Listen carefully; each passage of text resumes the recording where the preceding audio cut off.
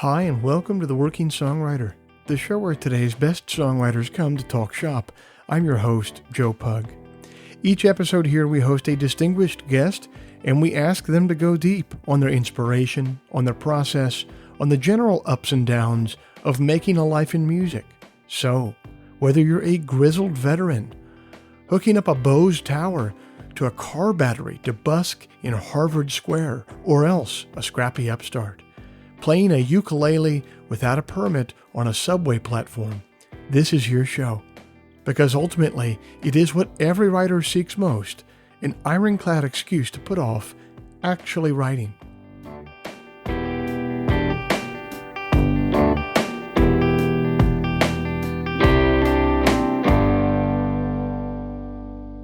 Hey everybody, it's the last Friday of June 2022, and I thank you for joining us. This week's show is brought to you by Bandzoogle. Built by musicians and for musicians, Bandzoogle is an all-in-one platform to build a beautiful website for your music. I'm old enough to remember when you had to pay somebody called a web developer to get a website made, and it would always be some guy named Farron who drove a Dodge Spirit with a skateboarding is not a crime bumper sticker, and who was always trying to correct your technique for doing whippets. And old Farron would charge you about $1,000 for a website that would be obsolete in 6 months.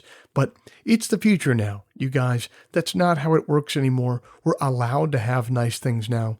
One of those nice things is Bandzoogle.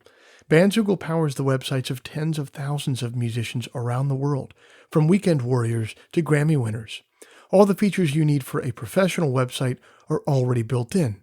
Hosting and a custom domain name, dozens of fully customizable design templates, tools to sell your music, and merch commission-free. Listeners to the Working Songwriter podcast can go to bandzoogle.com to try it for free for 30 days. Use the promo code TWS, the initials of our show, TWS, to get 15% off the first year of any subscription. If you'd like to hear some of my music live in the coming weeks, the first Sunday night of every month at 9 p.m. Eastern, I'm over on my YouTube channel for Sunday Songs. That's a live stream. I'm live. I'm playing tunes live. I'm taking questions in the live chat. I'm taking requests in the live chat. It's a really fun, really interactive experience. I dare to say that we're building something of a little community over there, including many people who are listeners to this podcast. So come on over and be a part of it. It's the first Sunday night of every month at 9 p.m. Eastern. Head on over to joepugmusic.com and click on the live stream tab to set a reminder. Finally, if you enjoy this podcast, if you'd like to help it remain a viable endeavor for me, here's a couple things that you could do to help. First, you could become a supporter of the show over at Patreon. Patreon is a platform that allows you to directly support creative endeavors that you find meaningful. You just head to their site, Patreon. You search for The Working Songwriter, or you search for my name. Then you sign up to kick in a few bucks every month for the show. Think of it as a voluntary subscription. A subscription that you certainly don't have to pay for, but that you choose to pay for because you dig the show and because you won't miss a few bucks at the end of every month. If just 1% of our listenership would kick in the price of a cup of coffee every month, it would make an immense difference. So thank you to everybody who's taken the time and the capital to support the show in that way. And if you're not in a place to contribute in that way, it's totally understandable. You could still help out the show in two ways. First, you could leave us a rating in the iTunes store, or second, you could simply tell a friend about the show. Spread the word about the show. The simple math on those two things is that they will help me much more than they will be a pain in the ass for you. Okay, I'll end all the harassment there. I really hope that you enjoy this week's episode with the one and only G-Love.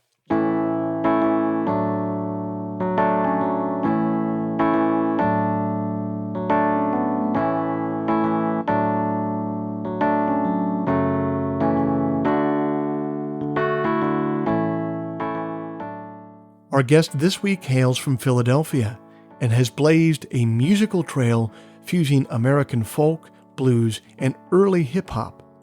Garrett Dutton performs under the stage name G-Love and got his start busking the street corners of Philadelphia and later Boston. His post-college band signed a major label deal in the early 90s and rocketed to national prominence, where he has remained ever since. He's recorded for Sony, Epic, Brushfire, and Republic Records.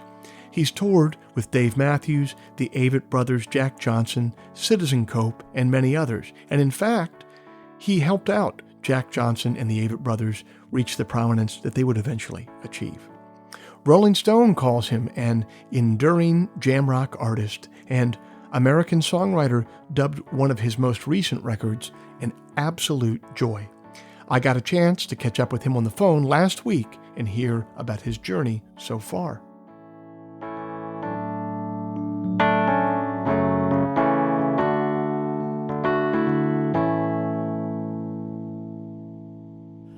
G Love, thank you so much for being a part of the Working Songwriter podcast. You grew up with such an interesting milieu of music around you, because not only were you into like this very traditional stuff of like, you know, the Dylan stuff and the John Hammond Jr. stuff, but you're also growing up in Philadelphia at a time when, you know, hip hop is just emerging into the cultural scene. So I guess the first thing I want to know is, what did music look like in your household growing up? Like, what kind of stuff did you have access to listen to?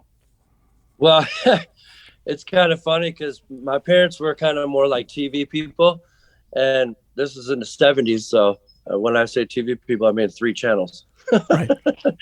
But yeah. So, but that being said, I was the kind of kid that kind of was always snooping around stuff, and I found my mom's small but amazing record collection in the basement, and that's really kind of like the tapestry. So like maybe there was 20 records, but there was like, you know, the Beatles' White Album, Bob Dylan's Greatest Hit, Volume 1, Willie and Waylon, John Denver's Greatest Hits, Donovan's Greatest Hits, Dr. John in the Right Place, Bob Marley, Rastaman Vibration, Carole King, Chicken Soup with Rice, and and yeah, I mean those records kind of, you know, the first time I was taking guitar lessons from a young age and learned to play a lot of Beatles songs,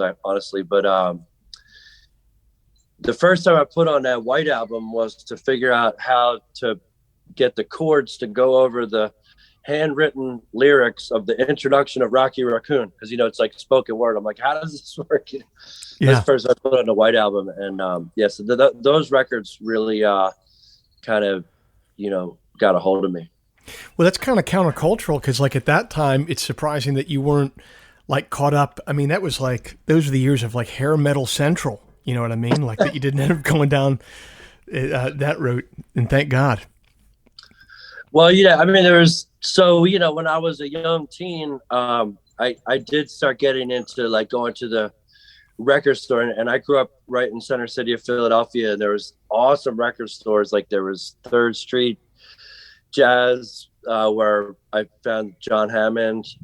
There was the Philadelphia Record Exchange. I don't know, like all these just hole in the wall, you know, these old school record places, and I'd go get a lot of reggae, like I was into, like Yellow Man, and a lot of Bob Marley and Peter Tosh, and then you know, hip hop was kind of exploding all around us, you know, as being like the kind of first generation of kids to kind of consume hip hop. Run DMC, LL Cool J.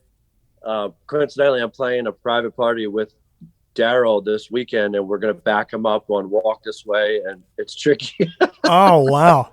That is fantastic. Yeah, but so there's a lot of, yeah, like you said, Philadelphia was one of the epicenters of hip hop, so that was starting to happen, and it was crazy. Yeah, it was crazy. I think it's hard for younger listeners of this show to understand, like now, you know, hip hop has basically cultural hegemony. I mean, it's like it's the coin of the realm as far as music goes. But the time that you're talking about, it was still kind of like this insurgent cultural force. Like, Can you kind of speak to that a little bit and what it felt like at the time and how it's different than it feels now? Yeah, it's a great point, Joe. I mean, so yeah, I mean, when I think about, like, if I was going to kind of play the role like a music historian or music scholar right now, I would kind of break it down like this. You know, hip hop kind of became in the 1970s and 1980s a new art form to emerge out of black communities, African American communities in the United States, and a big predominantly East Coast cities, especially New York and Philadelphia. I think probably you could say New York was the epicenter, and Philly's right down the road. So, Right.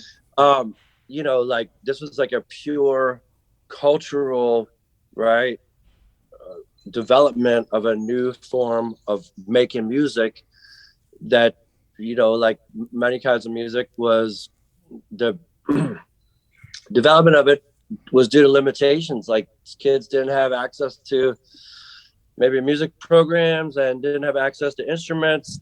They found a way to make music using two turntables, you know what I'm saying? Right.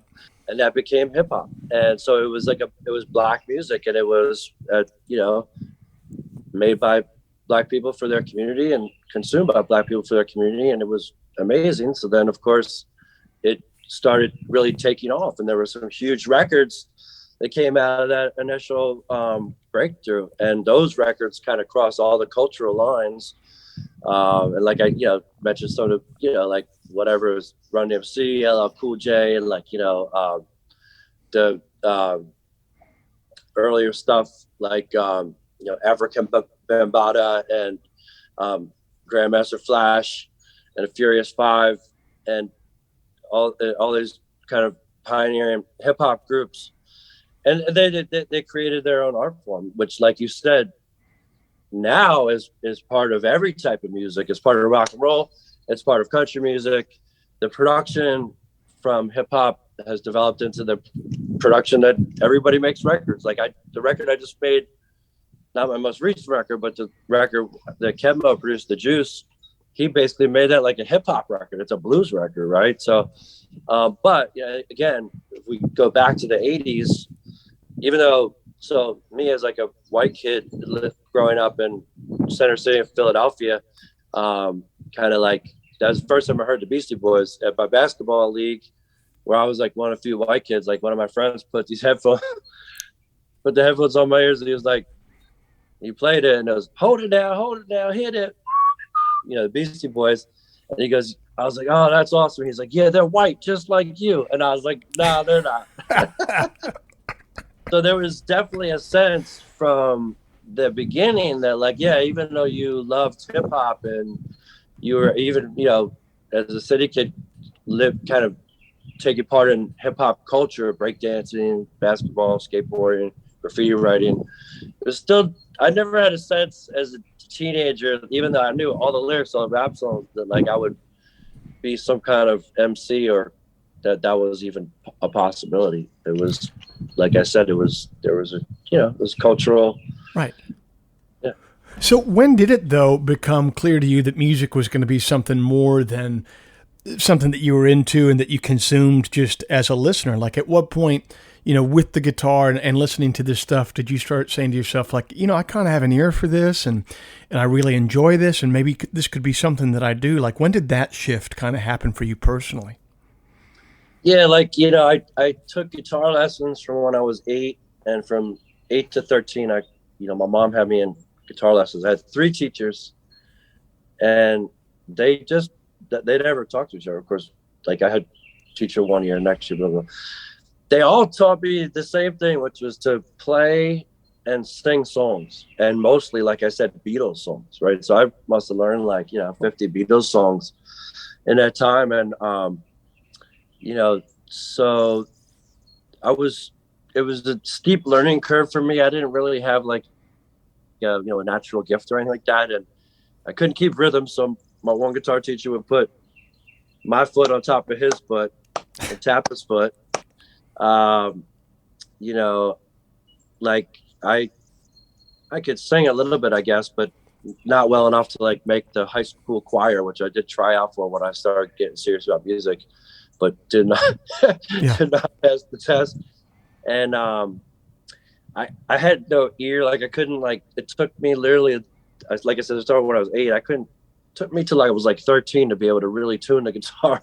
Mm. But around the time I was 13, it actually, I don't know why I kept with it, but I did somehow. And by the time I was 13, it actually started sounding pretty good. And I could play, Beatles songs proficiently and sing them if I had the nerve.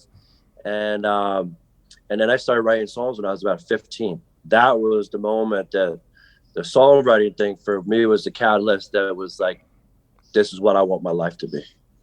Really? And it was that sure, like around 15, it was like, this is where I'm going. Yeah, it was, looking back on it, it's really cool to me to think of, just to look back, almost a third person as like this young version of me, and kind of like started writing songs. And I don't know why, like, I think I'm lucky in a sense that like when I was a kid, there was no internet. The music business was like, Star Wars. It was like another galaxy in a far distant land. There was MTV. There was no chance of being on MTV. There was no chance of, anything. It was just, I was the kid with a guitar, and I had found that, I don't know, I started writing a song because it's funny, but like my manager, actually, who was my best friend, he got caught in, 9th grade selling weed at school. He's like totally straight edge now, but they politely asked him to leave our school, and he went to like boarding school in Vermont. And that was like a really, sad thing for me. And that, and like falling in love for the first time, I kind of wrote this, what I think back is like my first real song. And it's called Me and You. And it was actually a really good song. And I think just the way that the way the songwriting made me feel, and to express myself and get these feelings out, and it was like immediate, like euphoric high. It's like, oh, this. And then I had the urge to record them on my little boombox, and I had the urge to play them for people and perform them for people. So it was like a 1, 2, 3 step thing, like write, record, perform. But there's never a thing in it. Like, I feel bad for kids today in a way, because they're exposed to the music business. So they can be 10 years old and think that like, I can do this to make money, right? These are how people write songs as a career. Like, this is a career path, or, I want to make money doing this. So like, to me, that's one of the things I always think back, like, I feel, and I still feel, that songwriting at its best, right, should be like a really pure thing. And yeah, like I do writing sessions like everybody else, and like sesh out with people that are songwriters and other artists and stuff. And you're generally sitting down to work, right? And you do, and I have, and everybody makes great songs that way. Not knocking that at all. I'm just saying that there's really something to be said if we think of songwriting process, like what is it? What's just inspiration coming out? There should be, I feel like it should have a purpose of like kind of almost like divine inspiration behind a song, and it should be written for the right reasons, So I feel like when I was a kid, I was writing for the right reasons, and I'm thankful for that. It's funny, you kind of bring up a point there that I've never thought about. It's sort of the other side of the idea that these days you can be a kid with a MacBook and put a record out there and upload it to Spotify. And the really cool thing is it might get 1 million YouTube views, or it might get end up on a playlist. And that's really cool. And I think about that a lot. But what you're talking about there is sort of it's a double-edged sword. And the second side of that sword is, it's like the kids in that process, the process itself is affected because they're aware that possibility exists. Where it didn't, It was just literally technologically impossible when you were coming up for that to even happen. Even if you were to get discovered, it would be like a thing like you get discovered, then you got to go to LA to make a record, then the record has to be pressed, it has to be sent to physical record stores. Like it didn't even. I don't know where I'm going with this question right now, but I just think it's very interesting. Like, I've always looked at the internet as like this net positive for creators, and maybe it is, but there is like this downside of it is that it does affect the creative process because you're aware that something could go viral. Right. Yeah. I mean, you said what I was trying to say and a little better. You said it better. But yeah, I mean, it's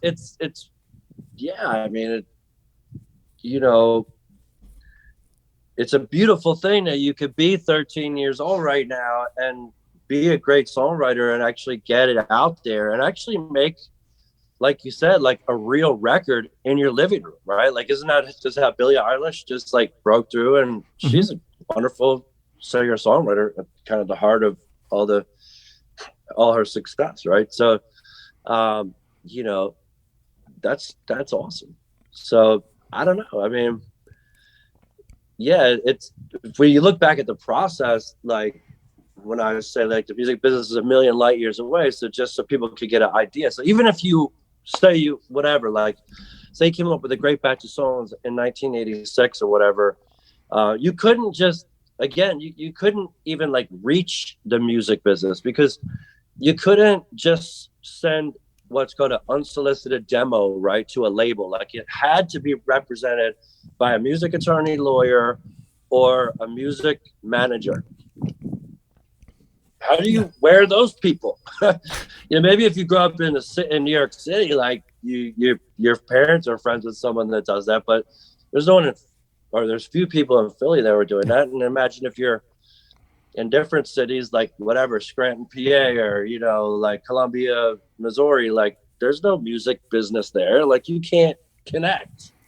No. And so like, yeah, you couldn't just send a demo in. It had to be represented. So that was like a wall right there. So all these little breakthroughs. So, and then I think back to like how it happened for me. Like it was just baby steps. Like I wrote songs, recorded them on my cassette. I did start sending them to like in the back of the city paper, like, demo derby or manager seeks talent or a talent show. And I was trying to like always do that.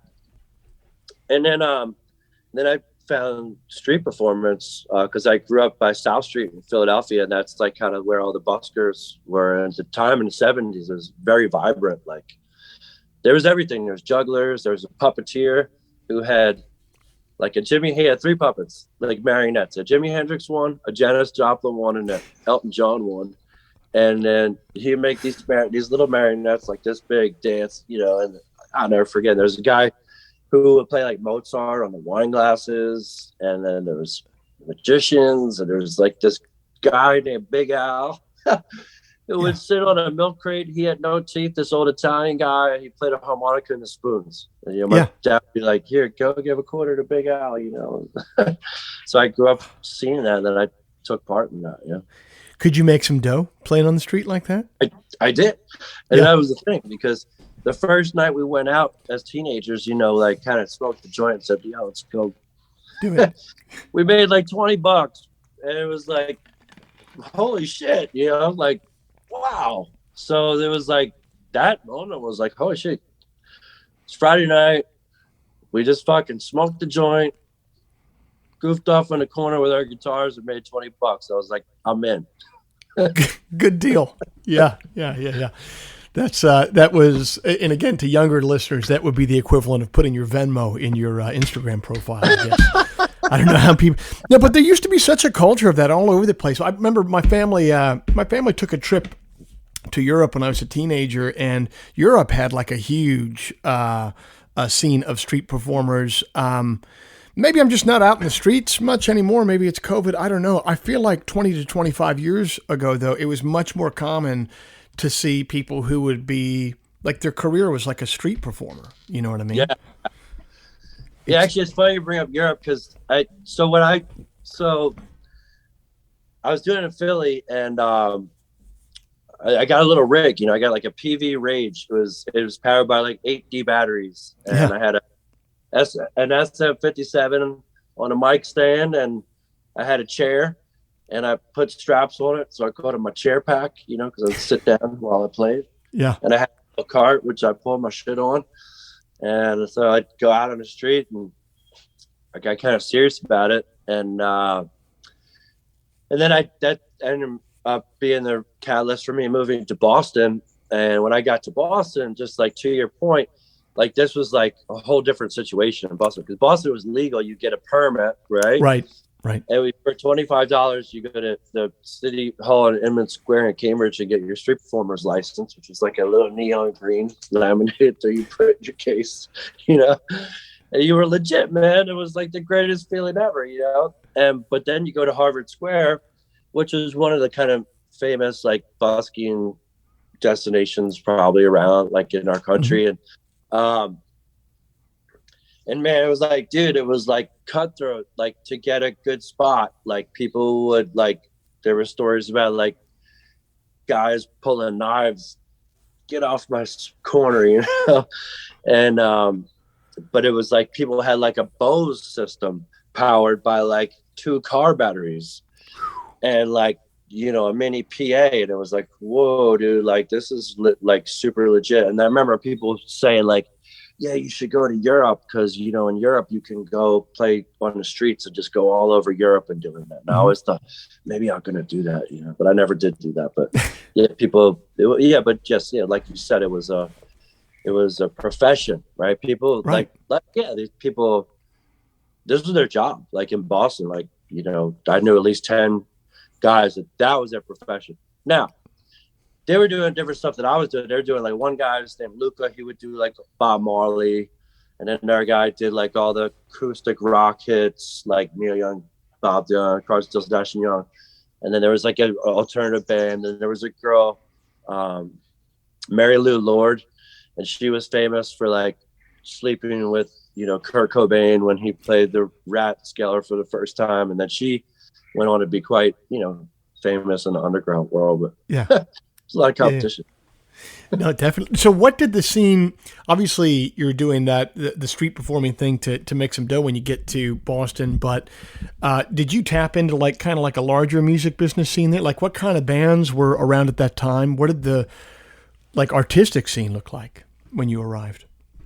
In Boston, it was like, it was very vibrant. It was, Boston was like, yeah, it was really cool. Like, so I tapped into the street musician thing first. And then that led to me getting some first gigs at some music venues. The Rat Skeller I just talked about is it's called the Rat. It's no longer there. It was a famous rock and roll venue. Like, it's one of those kind of historic places. Like, like I said, Nirvana played. Everybody played there. Like, the Cars, the Eagles. I mean, yeah, like everybody. Mm-hmm. They had the downstairs rock room and they had the bar. Then they had a loft up top. That was my first residency, was playing the loft. Mm-hmm. So you'd be up in the loft and you could hear the jukebox in the main bar. No one would ever come to the loft. I'd be up there with my battery powered amp and my microphone. And that was like 20. I was getting $25 and 2 pitchers of beer. Amen. Can't beat it. I've been playing for like one night I was playing. I'd go out and play 3 hours. If no one was there, I'd still be playing. Like there was like a homeless person passed out one night. I was loving it. I was happy. But yeah, then the Middle East was another famous venue, Cambridge, and they had a bakery upstairs. So that was my next residency, playing a bakery on Wednesdays, and the bartender from the bakery was this really cute girl named Sabine. Well, she was a woman. I was a kid. I was a boy. She was a woman, but she was going out with Mark Sandman, who was the lead singer from Morphine. Rest in peace, Mark. He died on stage in Italy some years ago. But so he kind of took me under his wing a little bit, and then I also met my drummer.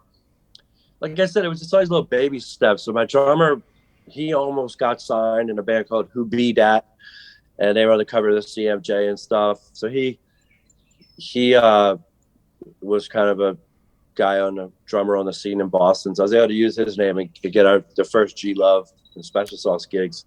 Yeah. But yeah, there was a vibrant scene, and there was Boston still, of course, with Berkeley and the conservatory. It's a tremendous, like, I've always thought that, like, when you're in Boston and you're practicing, you're shedding in your room, that you're tapping into like the thousands of other people that are doing the same exact thing, because they are like, you could, during when I was there, you could walk through Berkeley, and it was amazing to walk through the halls of the practice rooms and just hear all these people shedding, and it was inspirational, man. It was. No, really. I can imagine. So what's interesting to me, I was thinking about this a lot getting ready for the interview today. You go from this Boston scene to you sign with Epic in the mid 90s, and I'm thinking about it. I'm like, man, like early to mid 90s, that is when major labels are at their absolute height of power and influence. Like, not Spotify, Napster is not even a glimmer in the eye yet of anything. So they're really powerful. They're the only game in town. But if you get to be a part of that game, then it's good news. What was it like to sign with them, and what was it like working with such a formidable force in business at that point? I mean, that seems like a major shift at that point. Oh, dude. Yeah. I mean, absolutely. Like, I would say, like, we went from being like on the fringe of society as street musicians, right? Mm-hmm. Like working for the biggest corporation in the world, Sony Music, which, Epic and Columbia and everything else. And it was insane. It was crazy. Like, I was a kid, I didn't know anything. And, but I was, but man, we hustled. Like, I met the band in December of 92. I met Jeff, the drummer. We had our first gig January 93, and then we signed with Epic in October, and we had half of our first record done. So shit happened. Like, the minute I got that band together, it just really took off locally, and then we hustled it and got in front of, this was the process. Just briefly, you like, there was like these music, like when you said, like the music industry was like at its height. It wasn't. There was all these like music conferences where people would go, and that's how unsigned acts could get in front of people. So we sent our demos to like the Philadelphia Music Conference and got accepted there. It's a good story. The guy, Dave Johnson, who ended up being our producer, said he had to listen to 250 demos, and he hated every demo. And the last one came up, some stupid thing called G Love, a special song. And he just said he wanted to hate it and be done. He said he put it on, and he like freaked out. I was working at the coffee shop, came home to my roach infested apartment in Alston, rock and roll Alston. And my roommate, Dave Johnson from Studio 4, Rough House Records, loves the song Fresh Lila, says it's a hit. I was like winning the lottery. It was crazy. I was like jumping up and down. And, but yeah, so you'd have to like, whatever, like get in front of these labels. Then we got a producer. Then we played the new music seminar. We got a manager. We had the demos. They started shopping the demos. Boom. You're going to New York. It was showcasing, right? If you're going to play showcases. So you're going to play showcases. And like, Cafe Chenet and CBGB's Gallery and Brownies and all these little like classic New York spots. Yeah. And that's where you go and you go play. Dude, we were like a fucking Boston bar band, like doing this weird hip hop shit, and people are vibing so hard. And you go to New York and it'd be like all these suits like sitting in a room, and it was like the worst thing ever. Right.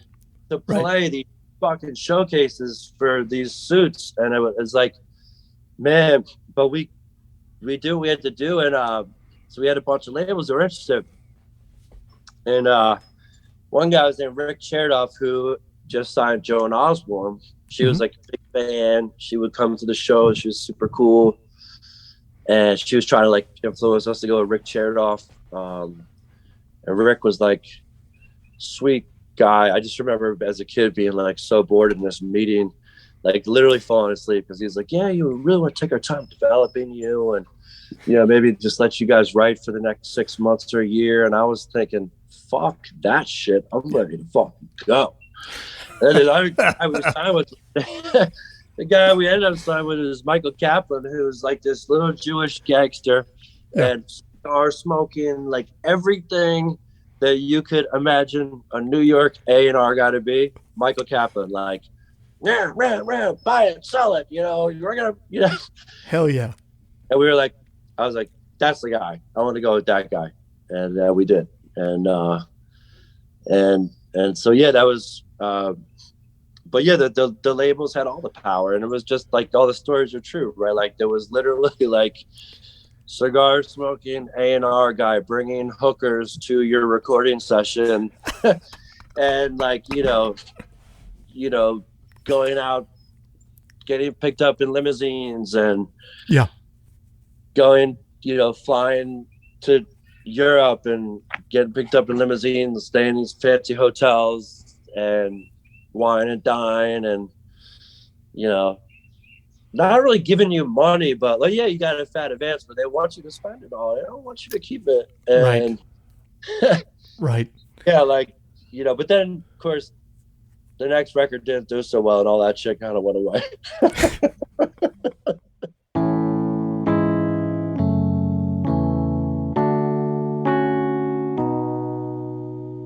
Getting better at your instrument is an essential part of being a songwriter. When you play better guitar, you write better songs. It's that simple. How do you do that, though? Sure, you could get lessons from the neighbor who majored in the tonal structure of gypsy jazz at Dartmouth, but that'll cost you an arm and a leg. Or else you could pull up YouTube and pay nothing at all. But that becomes the ultimate time suck. You'll end up sifting through videos of nerds unironically weeping as they play a bizarre dueling guitar version of Sunshine of Your Love. So what's the sweet spot in between? Peghead Nation, the online home for American roots music. They feature curated video workshops with world-class instructors on guitar, mandolin, banjo, fiddle, upright bass, dobro, and ukulele. They have levels of instruction that meet the needs of both scrappy upstarts and grizzled veterans. And most importantly, all of it comes in at a low monthly subscription that actual strapped-for-cash songwriters can easily afford. To start taking classes yourself, head on over to pegheadnation.com to check out their 50 available courses. Enter the promo code TWS to get your first month free. You can also send a gift subscription to the songwriter in your life or to the player in your band who needs a not-so-subtle hint about their playing prowess. Peghead Nation. When you play better guitar, you write better songs. It's that simple.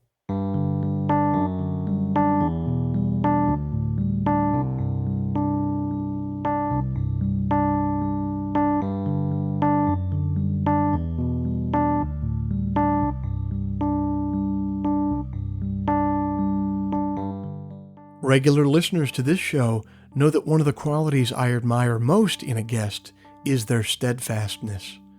If you've been in the music business for more than a decade, then by definition, you certainly have some of that. G-Love has a ton of it. He's stuck with his craft even as he's changed labels and collaborators many times over. And I'd venture to say that he's managed to stay true to his original calling through all of that turbulence because of his love for music and performance.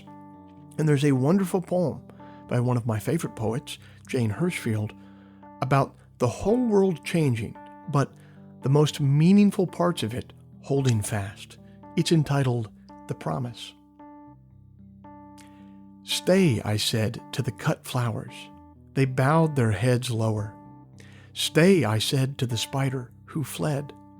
Stay, leaf. It reddened, embarrassed for me and itself. Stay, I said to my body. It sat as a dog does, obedient for a moment, soon starting to tremble.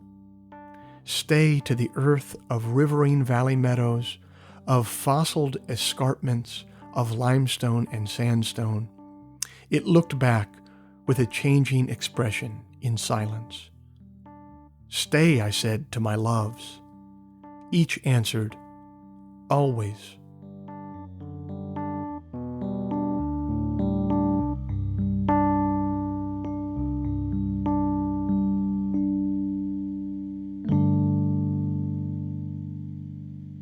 I mean, looking back now, like, are you just kind of amazed? Because, I mean, what you described at the start of this interview, you were like, the music business is Star Wars. It's a galaxy far, far away, right? And then fast forward, 5, 6, 7 years, and you're in the middle of, maybe the Death Star would be the wrong part of this analogy, but you're in the middle of that galaxy. And like, okay, so maybe the second record didn't do what you wanted it to do and whatever, but shit, man. I mean, that's a hell of a needle that you threaded there, Yeah, I mean, like I said, it was, and I was a kid, so my head was spinning, bro. It was like, it was a lot of pressure, then we go back to what the first thing we talked about, Joe, like in our conversation about the cultural music, and if we call it what it was, like appropriation, by me, a young white guy from Philadelphia playing Delta blues, hip hop. And then people be like, wow, it was pretty kind of heavy for me because I just was a kid that liked to write songs, and this. And I ended up, like I said, I lived hip hop in the sense that as a teenager, I was part of like these, I was writing graffiti in Philadelphia and skateboarding and doing all this hip hop stuff. That was like part of my culture, right? I didn't think I was black. I wasn't trying to be black. I just found a way to express myself doing the music that I was a fan of, you know what I mean? And when that hip hop side merged with the folk and blues, wow, I really stumbled upon something unique. And that's everything that you can ever hope to have be as a songwriter or anything in life, really just original, right? So I was lucky to find that secret sauce. And of course, then we got a record deal. So everyone wants to ask you why, well, what gives you the right, how, and it all of a sudden, like, I got German interviewers or people being like, what gives you the right? You're a white kid from Philly. And then like, they found out like my dad was a lawyer. And at the time it was like, and then the guy, Tom Moon, who's awesome guy, he gave us our 4-star Rolling Stone review that said my name was Garrett Dutton III because he met my father, whose name is Gary. He just says, my name is Garrett Dutton III. It's not. I'm Garrett Drew Dutton. My father's Louis Garrett Dutton Jr. Got it. Whatever. I'm just saying, like, to me, part of making music also was like rebelling against, going in a path. My parents were supportive, but like, I didn't want to like go to college and like be a lawyer or like do something regular. I didn't care about money. Like I grew up with money, not like Rockefeller, but I grew up in a nice neighborhood in Center City, Philadelphia, I never wanted for anything. So now all of a sudden, right, cat's out of the box. The white kid trying to rap, trying to play the blues. Oh, his dad's a lawyer. He's a rich kid. His name's Garrett Dutton III. And it was like, everyone's like, so that was like, I like now it's not a thing. Like I've proved myself. I got my spot. Like I'm not concerned about it. Yeah. But then it was like a really heavy thing for me. And it was like kind of like being like outed in a sense, like that I was like, when I think about someone like Jack White, who's been able to like maintain this mystique, like, I mean, I know Jack, I still don't know like who his parents are, like what kind of household he was raised in. And Bob Dylan too. Like, you can Bob Dylan books, but you really don't have a sense of like him even being like being born from two people. He just like appeared. Yes. Yeah. There's some like general mention of Duluth in the Iron Range, and that's about it with him, right? Yeah. So yeah, it's just interesting. It's like I was kind of like, yeah, like I said, I was like outed right away. There was no like mystique. Like that was a really interesting thing. If you think, just to use Jack White again, he was brilliantly able to like make this kind of weird persona that he was he married to Meg White or wasn't he? And right, they had all these people buying into this kind of mysterious man, and he still has that kind of mystique. My shit's always just been like this. Yeah, this kid, why is he? what gives him the right to fuck with black music. Yeah. How were you able I mean, that's a bunch of heavy stuff. And thank God for you that Twitter didn't exist then. You know what I mean? But like, it's like, how are you able as an artist to, kind of continue to have a North Star and say, all right, well, fair enough. This is, it sounds like to a certain degree, you kind of said to yourself, like, all right, well, I kind of hear this appropriation thing, even though, I do come from a place where I did participate genuinely in this culture. I kind of hear that critique. How did you as an artist kind of, in a way, take what may have been some valid parts of that critique to heart, but then not let it bum you out and not let it freak you out? And you've just continued to go forward and make art and it's been your own thing. Like, how did you put blinders on and go forward and just continue with all that heavy stuff swirling around you? Yeah, no, honestly just the music, like and again, like coming back to songwriting, like that was everything, to just like write songs and keep listening to music and being inspired by it, whether that was Eric B. and Rakim or Johnny Cash or Bob Dylan or anybody, or whether that was books, reading books. And so just the constant, like, and also just like, I don't know, like kind of, there was kind of an inner turmoil, like trying to find out like what, trying to figure out who I was and where I was going to fit into the world. And all the while, like under this tremendous like machine that Sony Music had us in, which is really like a treadmill, right? Like Neil Young, I think, really says it great in his tune, "Everybody Knows This Is Nowhere." It goes, everybody knows this is nowhere. That song's about like a musician. I think I'd like to go back home. Take it easy. Everybody was saying, I wonder what it's like out here. So yeah, it's just like running around a circle. Sorry.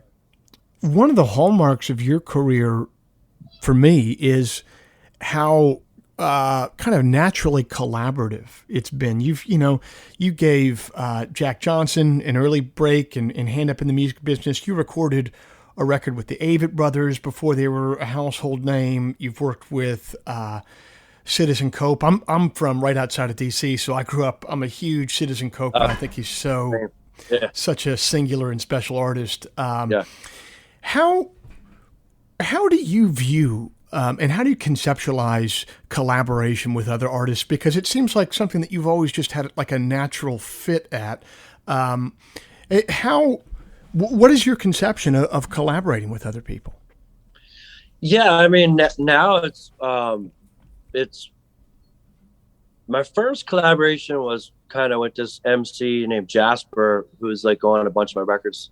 And on the first record, we do the song "This Ain't Living," which should have been a single, but then they came off the record. That would have been the one to break that record wide open, I think. But we could also do a separate podcast on the mistakes, on the woulda, shoulda, couldas. Yeah, industry mistakes with G-Love. But yeah, like I guess that was a collaboration, but it was kind of just two friends that met through music that made a strong connection and became collaborators. And that's kind of how I viewed it. And then when I met Jack, he was the kid with the guitar, and I was, working on my fourth record. And so I was like, kind of like, the rock star, and he was, hey kid, fan kid, Yeah. But fan kid with these unbelievable songs, which I asked him, could I cut this on Rodeo Clowns? He brilliantly came back and said, he said, I got to think about that. He said, well, could we do it as a collaboration, do it as a duet? And I was like, well, I don't really do that because I'd only done that with Jasper. And then I was like, all right. So we did it. And actually we did it. We cut the tune Rodeo Clowns, and he was so great that we cut the thing like to T-Ray's hip hop beat, two guitars, Jack put his live vocal and then doubled it and then put harmony, and I had the guitar solo on already. I was like, dude, I don't want to sing on this. This is your shit. Like, call it good. Yeah. I just told him, I was like, take the track. And he was like, oh, you should do it. I was like, all right. I tried to do it best I could. But so that was collaboration. And then kind of like later in my career, and like if you think about it, like Carlos Santana really set the blueprint with the Supernatural record, you know, doing that kind of became a thing. And then like John Lee Hooker had a big collaboration record. So then so I didn't really start doing like kind of collaborative records till I think the Lemonade record, which was our second record on Brushfire Records. And that was like, let's tap in. You know, now we've been doing this for, 10 or 15 years now. We know a lot of people now. Let's invite some people in the studio. So Ben Harper came, Mark Broussard, who was just starting up, came. Los Lobos guys are on that record. This woman, Tristan Prettyman, who we were kind of cultivating at that time, was on the record.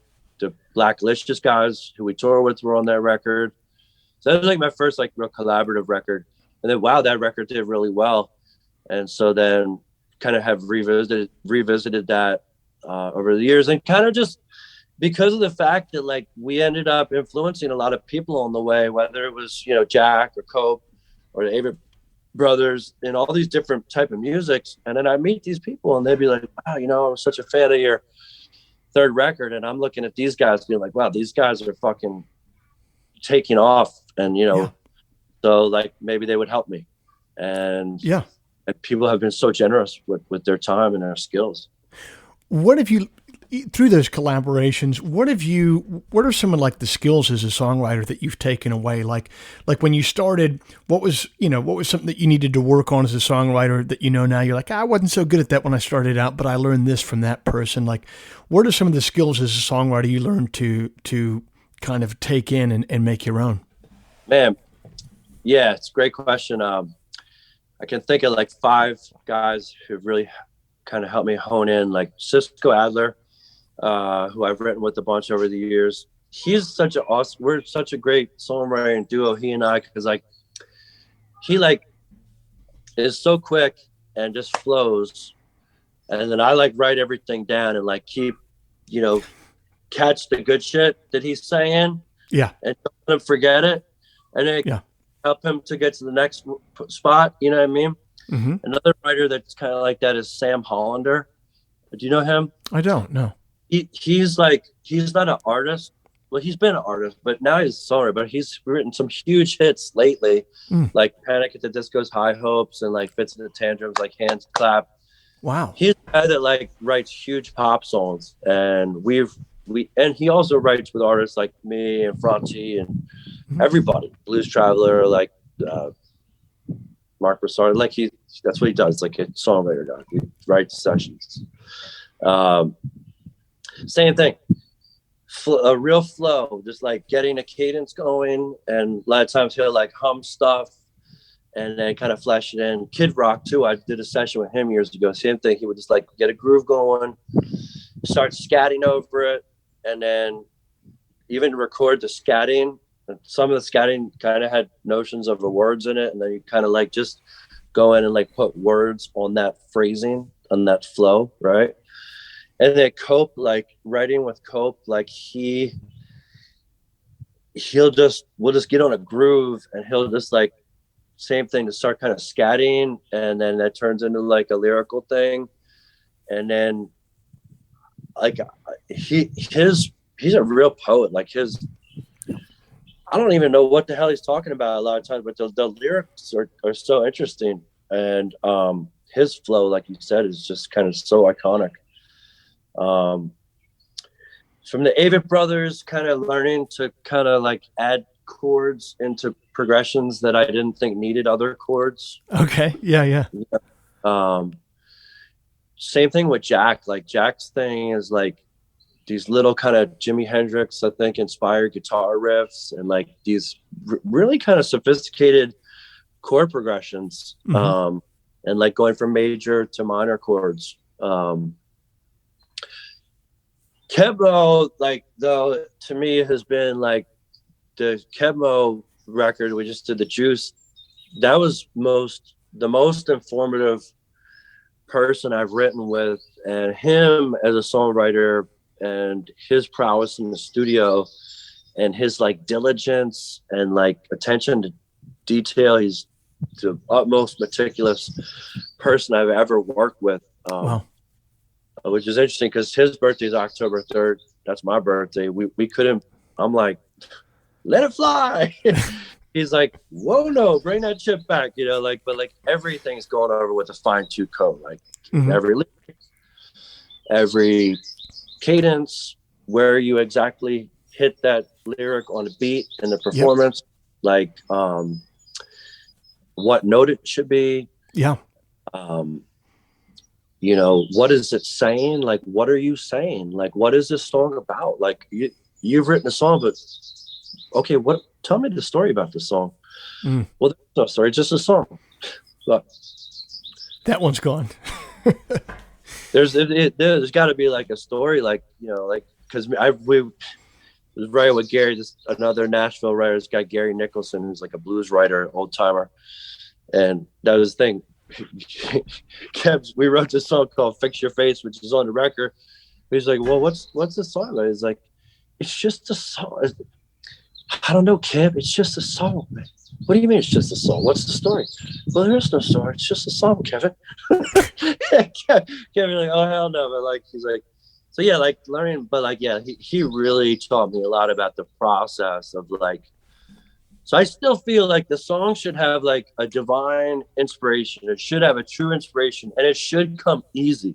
Yeah. But then you really should take the time to go back and like really dig into like, is this word and or the? Is this, you know, right, of or from, or is it nothing? And how and why? Because we're going to take that little the out because it's going to make the verse flow better. And you're going to like edit like that. Like, does this line have a exclamation point at the back of it or a question mark? Like, what's the emotion of this word? Like these little things, like, wow. Man, it's great talking to you and hearing about this journey. Cause like in the course of one conversation here, you're talking about being slightly stoned on a street corner to make $20 when, you know, you're 17 to, you know, being in the studio and trying to decide the difference between if it's going to be and the. I mean, it's a really cool journey. And it sounds like the whole time you've just been absolutely just kind of like fascinated and in love with music the whole way. Yeah, I mean, it's true, man. It's been the passion and my life's work. And, you know, it's, you know, I think the music business is like a tough thing. Like, you know, like it can, you know, it honestly can be really disheartening at times. It's not getting any easier, you know, but, no.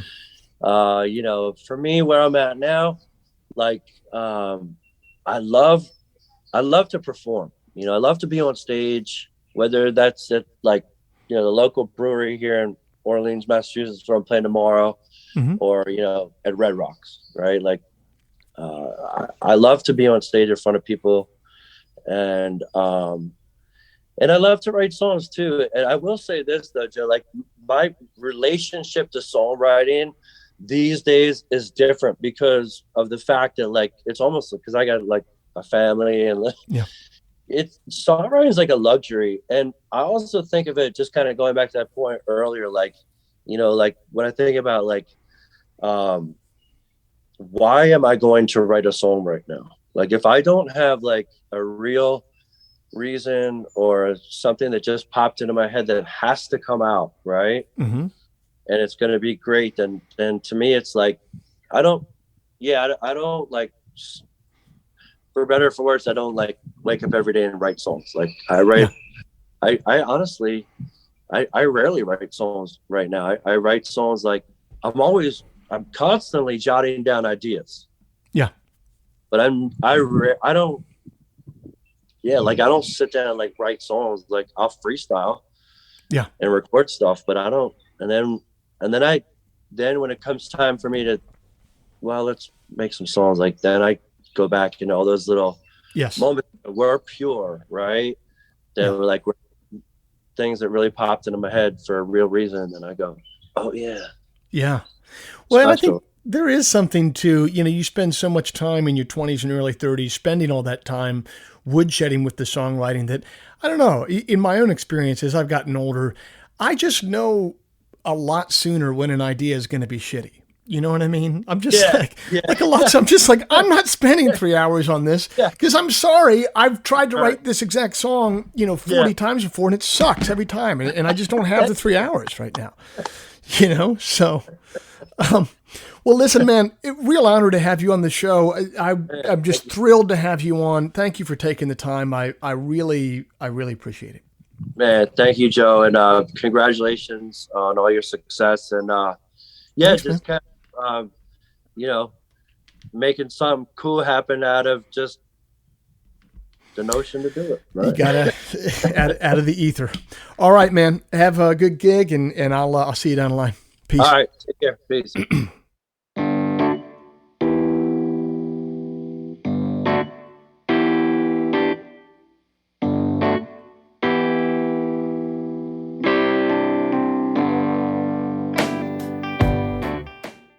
This week's show is brought to you by Bandzoogle. Built by musicians and for musicians, Bandzoogle is an all-in-one platform to build a beautiful website for your music. Use promo code TWS, the initials of our podcast, TWS, to get 15% off the first year of any subscription. G Love's forthcoming album is entitled Philadelphia, Mississippi, available for pre-order at philadelphonic.com. If before we meet again you sit down to write, please remember, an expensive drug habit is not a song, a compelling Instagram account is not a song, and most importantly, reverb is not a song. So let all that take care of itself, and for you, just keep your eye on the song.